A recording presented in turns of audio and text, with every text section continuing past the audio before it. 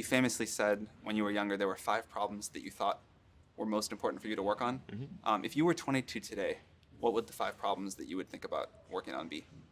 Well, first of all, I think if somebody is doing something that is useful to the rest of society, I think that's a good thing. Like, it doesn't have to change the world. Like, you know, if you're doing something that has high value to people, and frankly, even if it's something, if it's like just a little game, or the some improvement in photo sharing or something, if it has a small amount of good for a large number of people, that's, I mean, I think that's fine. Like, stuff doesn't need to be changed the world just to be good. But in terms of things that I think are most likely to affect the future of humanity, I think AI is probably the single biggest item in the near term that's likely to affect humanity. So it's very important that we have the advent of AI in a good way. That is something that if you could look into the crystal ball and see the future, you would like that outcome, because it is something that could go wrong, as we've talked about many times, and so we really need to make sure it goes right.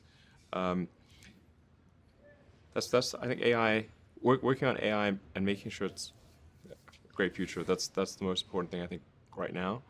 The most pressing item. Then obviously anything to do with genetics.